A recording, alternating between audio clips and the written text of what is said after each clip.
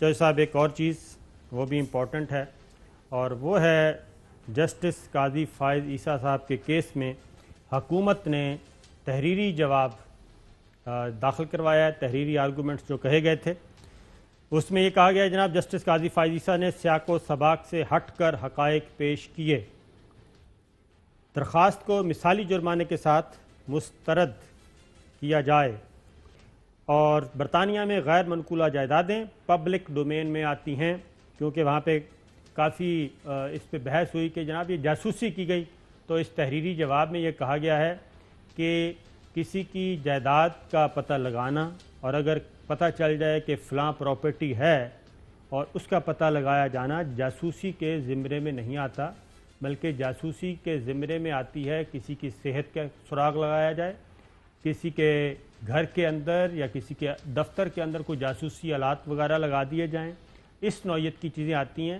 اور اگر ایک کرائم کا پتہ چل جائے تو کرائم کا پتہ لگانے کے لیے اسٹیٹ جو کچھ کرے گی وہ جاسوسی کے زمرے میں نہیں آتی۔ قانون کے مطابق جاسوسی منظم طریقہ کار کے تحت نگرانی کرنا ہوتی ہے۔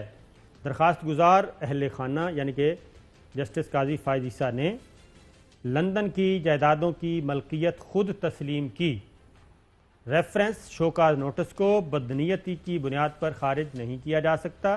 اعلیٰ عدلیہ کے تمام ججز بغیر خوف رعایت فیصلے کرتے ہیں۔ صدارتی ریفرنس صرف 2 جج صاحبان کے خلاف دائر کیا گیا، ریفرنس جسٹس قاضی فائز عیسیٰ اور جسٹس کے آغا کے خلاف دائر کیا گیا۔ دونوں جج صاحبان کا تعلق غیر ملکی جائیدادوں سے ہے۔ یہ تحریری جواب داخل کروایا گیا۔ ایک اور چیز چوہدری صاحب کہ ایک اور بھی تھا کیس، اور وہ تھا جسٹس فرخ عرفان، ان کی بھی بیرون ملک جائیدادیں تھیں، لاہور ہائی کورٹ کے جج تھے، آپ کو پتہ ہے، اور وہ پاناما میں کیس پاناما میں ان کا نام آیا تھا، ان کے خلاف بھی ریفرنس آیا، انہوں نے استعفیٰ دے دیا۔ پاناما لیکس میں نام ریفرنس کے بعد لاہور ہائی کورٹ کے جج فرخ عرفان مستعفی، میرا اس نظام میں کوئی گاڈ فادر نہیں، میرے خلاف قانون کے مطابق کارروائی نہیں چلائی گئی۔ ان کے پاس بھی جواب نہیں تھا، اور الٹیمیٹ جب انہوں نے دیکھا کہ میں سیک ہو جاؤں گا انہوں نے استعفیٰ دے دیا۔ اس کے بعد چوہدری صاحب یہ جو ڈرامہ رچایا گیا کہ جناب دھرنا کیس کا فیصلہ آیا فیض آباد اور اس وجہ سے مجھے نشانہ بنایا گیا، تو اس کا جواب بھی دیا گیا ہے کہ دھرنا کیس میں صرف جسٹس قاضی فائز عیسیٰ صاحب نہیں تھے، جسٹس مشیر عالم صاحب بھی تھے، اور وہ سپریم کورٹ کا فیصلہ تھا۔ تو پھر جسٹس قاضی فائز عیسیٰ صاحب کے خلاف ریفرنس ہوا، دوسرے آنریبل جج کے خلاف تو حکومت نے کوئی ریفرنس نہیں بھیجا، اس لیے کہ جسٹس قاضی فائز عیسیٰ صاحب کی جائیداد جو کہ ڈکلیئر نہیں کی ریفرنس کے مطابق وہ پکڑی گئی تھی، اس لیے ان کے خلاف۔ پھر ایک اور سوال بھی بنتا ہے چوہدری صاحب، وہ یہ ہے کہ اس دوران جسٹس کے آغا کے خلاف بھی ریفرنس آیا، وہ بھی پینڈنگ ہے۔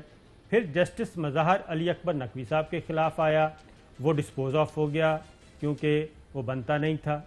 اور اس کے بعد پھر جسٹس شوکت عزیز صدیقی صاحب کے خلاف ریفرنس تھا، وہ سیک کر دیے گئے۔ تو کسی بھی آنریبل جج کو بچانے کے لیے کوئی نہیں آیا، اس طرح کی سیاسی موو نہیں چلائی گئی جیسے کہ جسٹس قاضی فائز عیسیٰ کے بارے میں ایک منظم طریقے سے چلائی جا رہی ہے۔ تو کیا مسئلہ ہے، اس کے پیچھے کیا راز چھپا ہوا ہے؟ ایک بریک لیتے ہیں، بریک کے بعد واپس آتے ہیں۔